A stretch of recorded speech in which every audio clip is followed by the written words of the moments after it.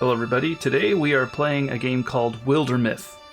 This is an RPG style game that is giving you a story in the form of comics, and each time you do something in the game, it does affect your characters. I've already played it through just a little bit here, and you can see my characters on the screen, and they don't look like normal people anymore. One's got a crystal arm and a weird crystal eye, another one has a lightning bolt on the forehead, and all of this stuff comes from the story.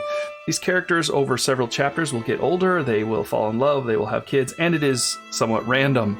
You do have some choices, but you will come across things that you have to make some hard choices on or take some percentage chance, and it will develop the story.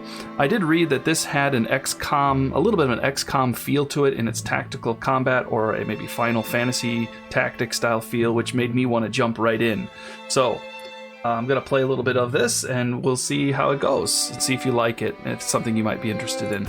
I'm going to play a new story, and I'm just going to be playing the 3-chapter story that is the tutorial here. I guess you could call it a tutorial. There's quite a bit to it. Each of these stories has an enemy that you do come up and face, and you have an overarching story that you have to move towards the end, but it also has a lot of side things that go on through the tale there.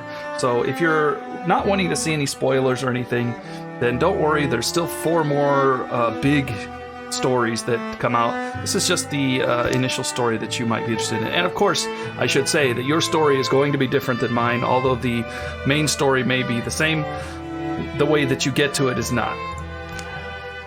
Alright, so we're going to choose the difficulty here, Adventure, Tragic Hero. And Adventure was not that easy, actually. The Tragic Hero, of course, is going to be even harder. So I would be more than happy to die so that I would not finish this completely, and then you would have to figure it out. But we'll see how far I get with this. I do have one mod, which is the new events, which does add a few more events in it, because I think the events are pretty spectacular. Okay, so it does give us our party here. We have Julie, Morber, and Lyseer. And each of these people you can re-roll and randomize. We're just going to take who we get here. Future Warrior, Hunter, and Mystic. There's just 3 classes, but they do expand as they level up, and they do get special abilities and things as the story progresses. So here we can see our character. We can make her look a little different if we wanted to. Change her head and face and her hairstyle if we wanted to. Change it to something else. We'll go ahead and... we'll give her a ponytail, maybe, just for fun. There. We give her some facial hair? Maybe not. Okay. Julie. And, you can see their stats overall, their history, and they do have hooks that they will engage in when they are doing different things in the events, and their overall speed and so on. And as they get older, this will change. They will develop relationships with each other as well. And it says here, recommended starting calamities. If you increase this, you're going to be hurting. So we're starting out with a 0.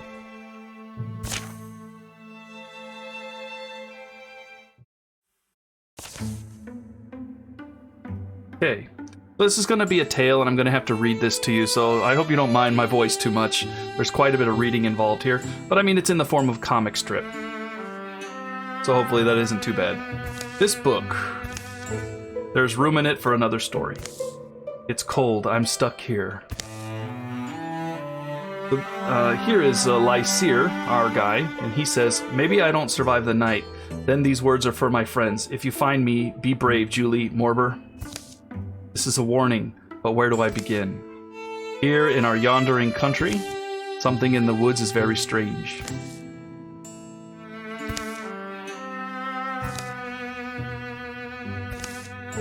Startled only by the rustle of mice along the thorn, a young woman named Julie takes the seasonal road to the town of Welltuff. New blankets, new candles, order a chair made, have the carpenter's kids deliver it. I'll be too cozy to move in my shadowless room. Next winter, I'll make everyone visit me. Breeze is light that day, birds are timid. In fact, the whole world is taking a breath, ready to leap in the sea. Julie says, I'm there already, huh? Here's the hard part, getting Morber out of the house unless he's out alone somewhere, and then I get the joy of tracking him down. That's smoke, she says. Fluttering flames roost among the far-off rooftops. Julie hurries towards town, thinking of Morber, a young man whom she's known since girlhood. So then we get to choose here, what do we want to do? Do we want to have them rivals? Do we want to have them friends? Or do we want them having some kind of romance? And let's go ahead and... let's make them rivals. Watch me worry, and he's fine. Okay. Julie says, or maybe not so fine. Ick. Hey, Morber, you here? Now we go into our first combat. Okay, so she's going to be moving along here to put out fires. Just move up next to them and quick extinguish. Now you can use these to cast spells later, these fires and things like that. You will be manipulating your environment a little bit to throw spells around with your mystics. So open the door and check inside to see if he's there. Julie says, huh? The fire didn't reach his house. Figures. Morber, you know you can't really hide from a fire. Knock, knock. Morber! Morber says, that idiot. Julie says, why is no one? Then the door unlocks. Click. Morber shoves it open. Julie says, yeah, you, what's... Morber says, please stop drawing attention to us. Get in. Up. He jumps in the door. Slam. Your bow. Yeah, these were... Oh, sorry. Yeah, these. What were they? They were things. They were monsters. They... Garoo! There, hear it? I have one trapped in the garden. We'll burn in here. Can we... I mean, we could try to fight it. Right, Morber says. So here, I've got some tools around. Look, I know we're not best friends, but we still find a reason to see each other. Can you help me fight it off? Maybe? Then she gets to choose her weapon. A pitchfork, a pickaxe, or a frying pan. This is for cooking. Why'd I grab this? Let's grab the frying pan. He says, I can't believe I'm dying with you. He says, you should be so lucky you're dying alone or not at all. So now we get our foe cards, which is, they'll make a deck and they'll throw that deck at us in future encounters. And we can kind of manipulate that deck by trying to stop them from advancing. They'll get extra armor and extra damage and things like that. So we're going to be coming up against this. So we're going to go ahead and advance her along with her frying pan. He's got a bow, but he's going to just kind of wait for her. Whoops. Well, he's going to open the door then and be done. We'll get her outside. He's probably going to come running at us, so we'll go ahead and just wait. Let him come to us. He's going to run over there. We go first, actually, and here you can see that they will team up and they will protect each other. They get a little bit of a walling, which is kind of a block. You can right-click the character sheet, see their relationships, and you'll see they have a rivalry.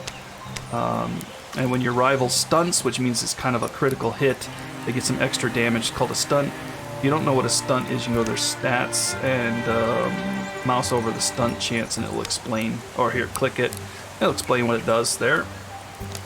And the relationship says, when your rival stunts, you get a 25% chance to stunt until you successfully stunt. So basically, if she crits, it's a rival, so he wants to crit next, so it's going to give him an increased chance. Also, they take reduced damage when they're in this formation, too. So he can shoot from here. He's going to go ahead and shoot. And she can't shoot, but she can get in front of him and protect him some. She blocked it. She does have a block chance. She missed. And the bow's going to finish him off. Victory! And we get some experience towards our next level there.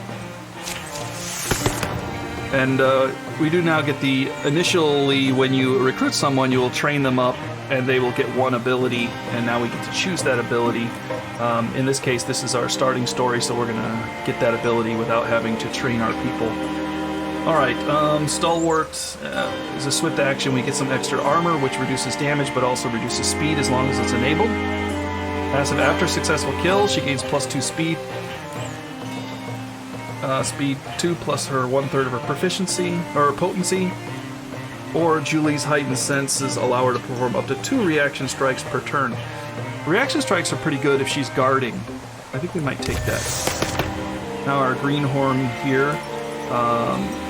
Every time he gets a kill, he enters the gray plane for free. Gray plane is basically like a hidden, just hiding. He's hiding. After a ranged attack against him or any adjacent allies, he counters with his ranged attack of his own, or he fires cleverly placed arrow that will pass through the first target and hit the next in line, dealing -1 damage to the second target. The through shot's nice, but I don't know that we're going to see that many enemies early on. Let's go with Rogue. Now we get equipment. Now the equipment, they have many slots to fill in their gear. You can see they have a primary weapon, a secondary weapon, an offhand item. Could be a shield or some other thing they hold. Armor, and there's also some archived items as well. So you will be able to upgrade these things and craft better ones. So they get a few things here, but you can also just turn it into salvage, but that's not really that worth it unless you absolutely can't use it. So for block, we're going to give it to Julie since she's kind of our tank. Well, that's over with, Morber says. The creature's death is quiet. It seems to slip from life in a few stunned, hazy blinks. They'll spend a piece of the day getting the flames under control. The damage isn't as bad as it could have been. Townsfolk emerge from hiding to fight fires and clear debris, some full of curiosity, while others visibly haunted by what they've seen. Lysair must be waiting for us. We'd be safer, or anyway, we should both go. Seer? Morber says. He's at the ruined tower by now. Right, the town will be okay. Lysair will be waiting for us. What happened today could be happening everywhere, couldn't it? Something about that tower is just stuck in my mind. It's like when you get apple skin stuck in your teeth. Is it really? Yeah. Yeah, Julie says. Morber. Julie says. Anyway, I just think we said we'd meet him. We should. Tower in the hills. You've been there? Morber says, yeah, once. Actually, looking at the tracks, they come and they go that direction. Julie and Morber follow the pounded path of monstrous feet, hoping for the best and dreading every other possibility. Now we choose. Should we let him be alive and unhurt? This is a romance. It's not the kind of romance I'd really be interested in, but if you're interested in that kind of thing, you can have it. But here we would have a romance between Morber and Lysair if we chose that. We're going to go with friendship. Let him be alive and unhurt. A wordless while passes between them, but the quiet only heightens their worry. You've known Lysair longer than I have. He's pretty capable, I feel like. Oh, Morber says. Yeah, Lysair's maybe too focused sometimes, but he doesn't often disappoint me, you know?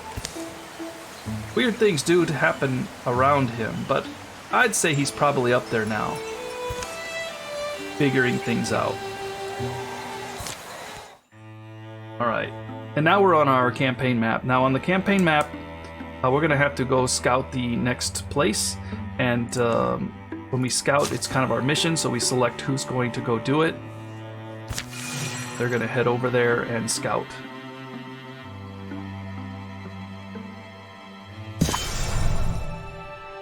And it's going to go on to the next story here.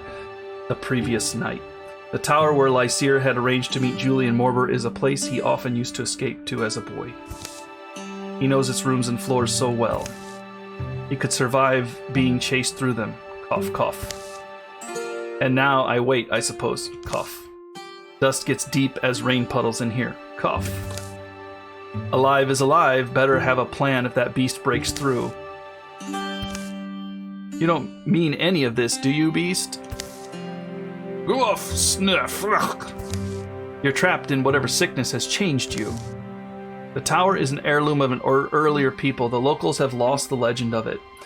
The emptiness is deep and fragrant, the odor of 10,000 rains that soaked into stone. But as the old will tell you, precious things go overlooked in a ruin. What lodges amid the bones of failure is often the dream that drove it. That book. Why have I never... Wank! Easy there. I guess you're wondering why I'm talking to myself, huh, Beast? Not really talking to himself, is he? He's talking to the Beast. I'm also wondering, he says. Lysair bends to pull it loose. The book's heavier than its slender spine suggests. The Book of Wildermyth. Look at all this. It's full of strange stories, the folklore of folk long forgotten, circles of the ancients. Is wild nonsense, how a woodcutter can read the rings inside old trees to find the exact moment a grove began calling itself a forest. Do you hear hidden fish?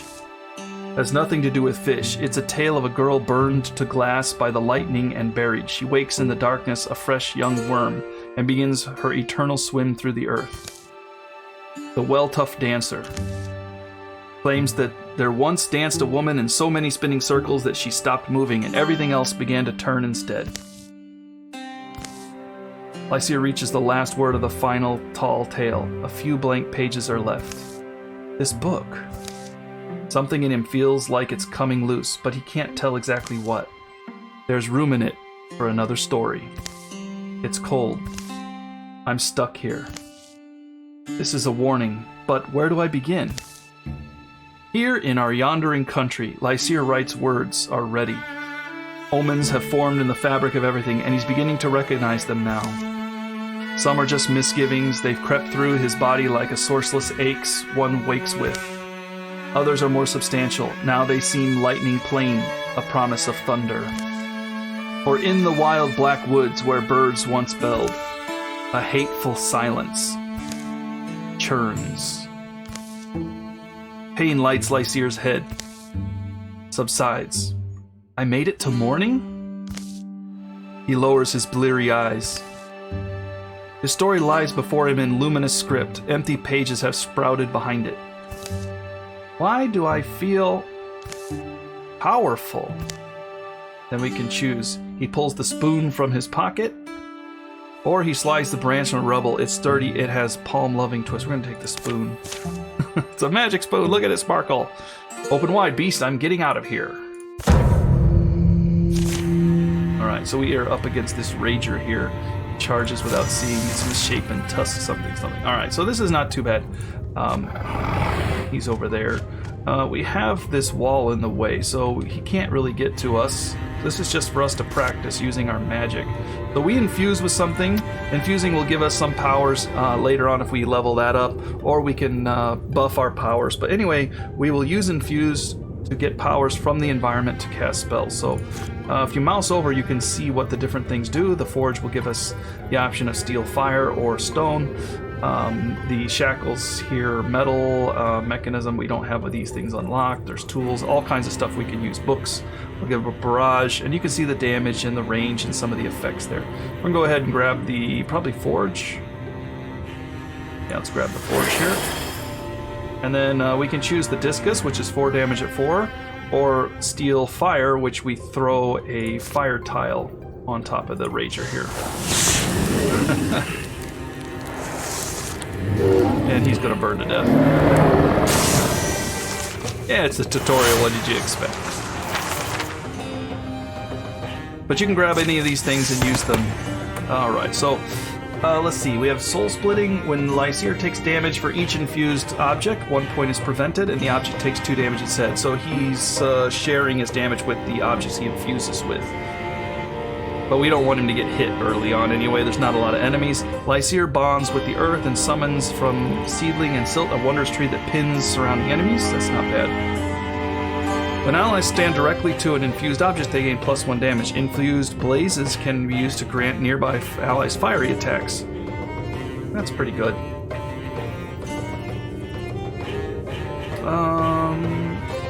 Pinning enemies is pretty nice.